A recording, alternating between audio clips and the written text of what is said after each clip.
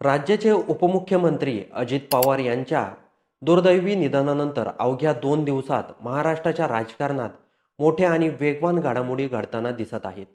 अस्थि विसर्जन झाल्यानंतर त्याच रात्री सुनेत्रा पवार या मुंबईच्या दिशेने रवाना झाल्या आणि आज त्या उपमुख्यमंत्री पदाची शपथ घेणार असल्याची माहिती समोर आली आहे.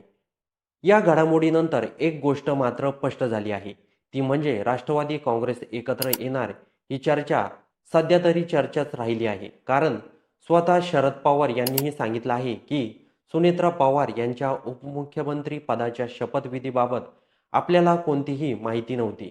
आज सकाळी शरद पवार यांनी माध्यमांशी बोलताना दोन्ही राष्ट्रवादी एकत्र येण्याबाबत मोठा गौप्यस्फोट केला आहे. ते म्हणाले की गेल्या 4 महिन्यापासून दोन्ही राष्ट्रवादी काँग्रेस एकत्र येण्यासाठी चर्चा सुरू होती. या चर्चेत नेतृत्व जयंत पाटील आणि अजित पवार हे दोघे करत होते. सगळी चर्चा या दोघांमध्ये झाली आणि विशेष म्हणजे 12 तारखेला दोन्ही पक्षांच्या विलिनीकरणाची अधिकृत घोषणा होणार होती, असं शरद पवारांनी स्पष्टपणे सांगितलं होतं. मात्र अजित पवार यांच्या अपघाती निधनामुळे या सगळ्या प्रक्रियेला अचानक खंड पडला आहे, असं चित्र सध्या दिसत आहे. शरद पवार पुढे असंही म्हणाले की जिल्हा परिषद निवडणुका सध्या सुरू आहेत आणि त्यांच्या त्याची पूर्ण जबाबदारी अजित पवारांकडे होती. या प्रक्रियेत मी सहभागी नव्हतो, असंही त्यांनी स्पष्ट केलं. शरद पवार यांच्या या विधानानंतर त्यांच्या गटाचे प्रदेश अध्यक्ष शशिकांत शिंदे यांनी या चर्चेला दुजोरा दिला.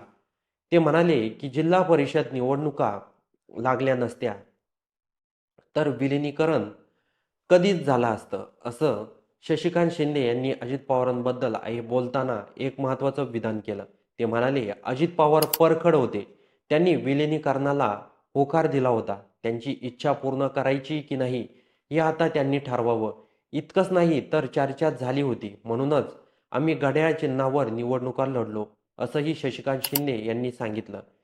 या सगळ्या पार्श्वभूमीवर सुनेत्रा पवार उपमुख्यमंत्री पदाची शपथ घेणार यावर शरद पवारांनी आपली भूमिका स्पष्ट केली आहे. ते म्हणाले की सुनेत्रा पवार शपथ घेणार हा त्यांच्या पक्षाचा अंतर्गत निर्णय आहे. एनसीपीने काय करावं यावर मी भाष्य करणार नाही. शरद पवार यांनी अजित पवारांबद्दल भावनिक शब्दात आठवण काढली. ते म्हणाले की अजित पवार हे गेली अनेक वर्ष संघटना आणि सामान्य लोकांशी सतत संवाद साधणारे ठेवणारे कर्तृत्ववान नेते होते.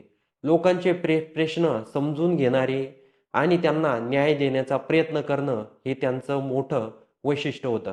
ते पुढे म्हणाले, त्यांच्या कामाची सुरुवात सकाळपासून व्हायची. आज ते हयात असते तर आज ते घरी बसले नसते. हा आघात आमच्या सगळ्यांवर आहे आणि सध्याच्या परिस्थितीचा सामना करणं खूपच आव्हानात्मक आहे. सुनेत्रा पवारांच्या शपथविधीबाबत बोलताना शरद पवार म्हणाले की ही चर्चा मुंबईत झाली आहे, इथे नाही. प्रफुल्ल पटेल, सुनील तटकरे हे पक्षाचे प्रमुख नेते आहेत. तो निर्णय घेण्याचा अधिकार त्यांचाच आहे. एक महत्त्वाची बाब म्हणजे नरेश अरोरा या नावावर शरद पवारांनी थेट प्रतिक्रिया देत नरेश अरोरा कोण आहेत हे मला माहिती नाही, असं स्पष्टपणे सांगितलं. एकूणच पाहता अजित पवार यांच्या निधनानंतर केवळ 2 दिवसात राजकारणाने अत्यंत वेग घेतला आहे. एकीकडं सुनेत्रा पवार उपमुख्यमंत्री पदाची शपथ घेत आहेत, तर दुसरीकडं राष्ट्रवादी काँग्रेसच्या विलिनीकरणावर मोठं प्रश्नचिन्ह उभा राहिलं आहे. आता पुढच्या काळात सुनेत्रा पवार कोणती भूमिका घेतात, दोन्ही राष्ट्रवादी पुन्हा कधी एकत्र येतात का आणि अजित पवारांची इच्छा पूर्ण केली जाते का, याकडे संपूर्ण राज्याचं लक्ष लागलेलं आहे.